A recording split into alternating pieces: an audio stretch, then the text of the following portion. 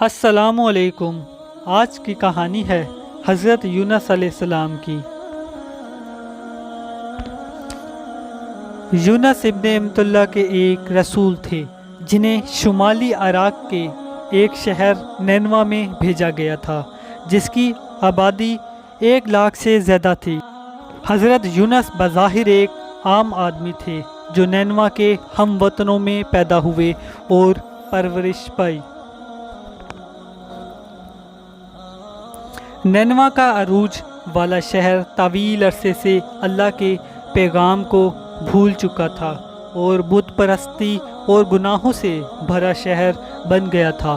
اللہ تعالیٰ نے فیصلہ کیا کہ ان کے درمیان پیدا ہونے والے ایک شخص حضرت یونس کے ایک رسول بنا کر بھیجیں تاکہ وہ اپنے راستے یعنی روشنی کے راستے کی طرف رہنمائی کریں۔ حضرت یونس علیہ السلام فوراً اپنے رب کی خواہش کو پورا کرنے کے لیے نکلے اور اپنی قوم کو اللہ کی طرف رجوع کرنے اور بت پرستی سے بچنے کی دعوت دی، لیکن نینوا کے لوگوں نے یونس کو رد کر دیا، جس طرح بہت سی قوموں نے ان سے پہلے کے نبیوں اور رسولوں کو رد کر دیا تھا۔ یونس کو حوصلہ نہیں ملا، وہ انہیں اللہ کی عبادت کی طرف بلاتا رہا اور انہیں اللہ کے خوفناک غضب کی یاد دلاتا رہا جو عاد، سمود اور قوم نوح پر نازل ہوا تھا، لیکن انہوں نے اس بات کو رد کر دیا اور کہا کہ ہم اور ہمارے آباء و اجداد کئی برسوں سے ان دیوتاؤں کی پرستش کرتے رہے ہیں اور ہمیں کوئی نقصان نہیں پہنچا۔ حضرت یونس ان کی مدد کرنا چاہتے تھے اور ثابت قدم رہے۔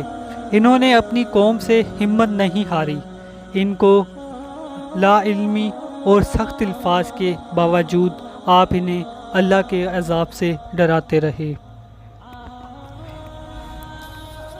ہونے دو، وہ لوگ ہنسے اور یونس کو بتایا کہ وہ اس کی خالی دھمکیوں سے ذرا بھی خوف زدہ نہیں ہیں۔ حضرت یونس کو مایوسی ہوئی، اس نے اپنے لوگوں کو چھوڑ دیا۔ اللہ کی اجازت کے بغیر اس نے نینوا شہر کو چھوڑنے کا فیصلہ کیا تاکہ اس امید پر کہ کوئی ایسی جماعت مل جائے جو اسے قبول کرے اور اسلام میں داخل ہو جائے۔ نینوا کا پرسکون آسمان جلد ہی غصے سے سرخ ہو گیا جو اللہ کے غضب کو تھوکنے کی تیاری کر رہا تھا۔ مرد، عورتیں اور بچے خوف سے بھرے دلوں کے ساتھ پہاڑوں کی چوٹیوں پر اپنے اوپر آسمان کی لڑائی دیکھ رہے تھے۔ انہیں جلد ہی یونس کا اللہ کے عذاب کی تنبیہ یاد آ گئی اور وہ عاد، سمود اور قوم نوح کی مصیبت سے ڈر گئے۔ نئے ایمان کے ساتھ وہ گھٹنوں کے بل گر پڑے، ہاتھ پھیلا کر اللہ سے معافی اور رحمت کی بھیک مانگنے لگے۔ سچی توبہ کے اس مظاہرے سے متاثر ہو کر اللہ تعالیٰ نے اپنا عذاب اٹھا لیا، اپنی رعیہ کو معاف کر دیا اور ان پر اپنی رحمت نازل فرمائی۔ جیسے ہی آسمان صاف ہوا، لوگوں نے اپنے پیارے نبی یونس علیہ السلام کو بحفاظت واپسی کے لیے دعا کی تاکہ وہ انہیں اللہ کے راستے پر چلا سکیں۔ اسی دوران حضرت یونس علیہ السلام جو نینوا سے نکلے تھے، ایک چھوٹے سے مسافر برادر بحری جہاز میں اس نیت سے سوار ہوئے تھے کہ وہ اپنی قوم سے زیادہ دور سفر کریں۔ جہاز دن کے وقت پرسکون پایوں سے گزرتا تھا، لیکن جیسے ہی رات ختم ہوئی، ایک طوفان نے جہاز کو وحشیانہ طریقے سے ہلا کر رکھ دیا۔ جہاز کا عملہ اور مسافر اپنی جانوں کے لیے خوف زدہ ہونے لگے کیونکہ سمندر کا پانی آہستہ آہستہ ڈیک میں بھرنے لگا اور جہاز کو آہستہ آہستہ ڈوبنے لگا۔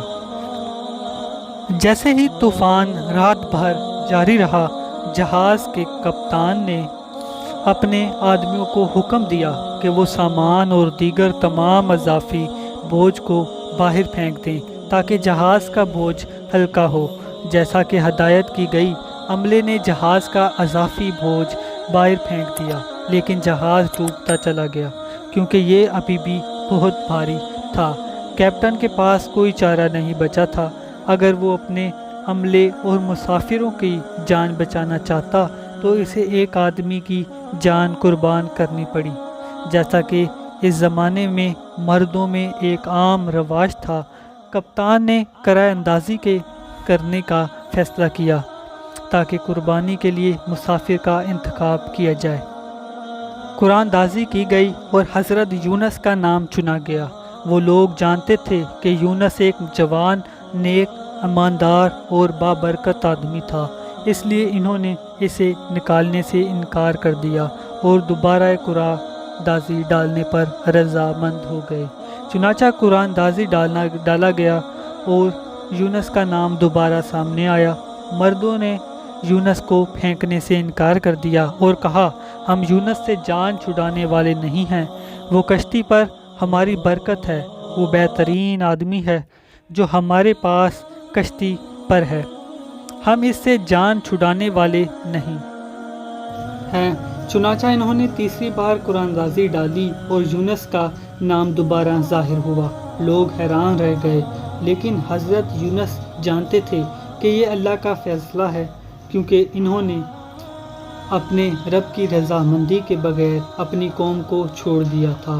چنانچہ یونس نے جہاز سے باہر سمندر کے بیچ میں اندھیری غضبناک لہروں میں چھلانگ لگا دی، جیسا کہ اللہ نے حکم دیا۔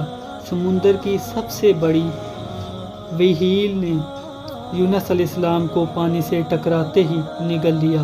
یونس جو بے ہوش تھا بیدار ہوا کہ اپنے آپ کو اندھیرے میں لپٹا ہوا پایا۔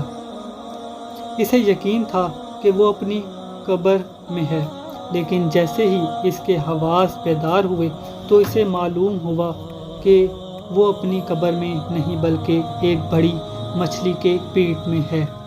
وہیل کے پیٹ کی گہرائی میں حضرت یونس علیہ السلام نے اللہ کو سجدہ کیا اور کہا، اے اللہ، میں تجھے ایسی جگہ سجدہ کر رہا ہوں جہاں سے پہلے کسی نے تجھے سجدہ نہیں کیا، مچھلی کے پیٹ میں۔ پھر اس نے اللہ کو پکارتے ہوئے کہا کہ تیرے سوا کوئی عبادت کا حقدار نہیں، تسبیح ہو آپ، بے شک میں ظالموں میں سے ہو گیا ہوں۔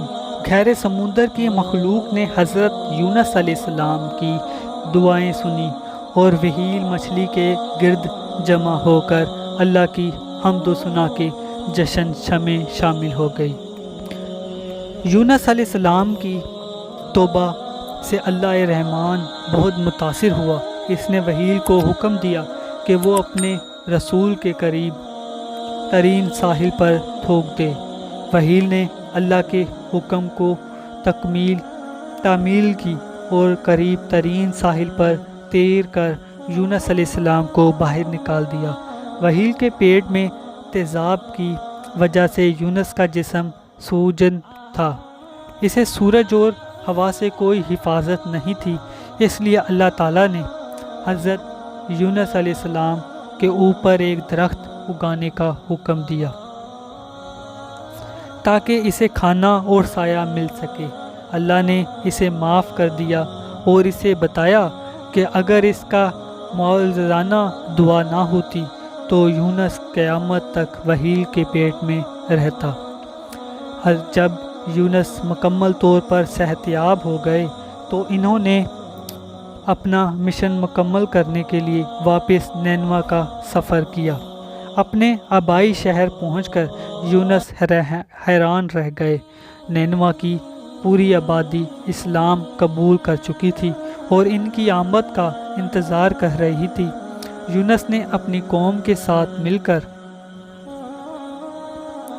اپنے رب کو سجدہ کیا اور اس کی تمام نعمتوں کا شکریہ ادا کیا۔ یونس واحد پیغمبر تھے جن کی پوری امت نے اسلام قبول کیا۔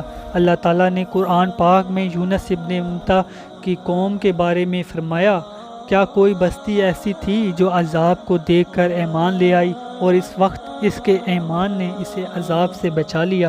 جواب کوئی نہیں ہے سوائے یونس کی قوم کے۔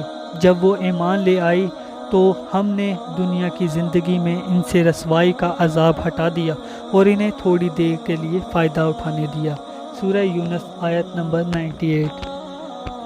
Subscribe to my channel knowledge and stories. Allah حافظ۔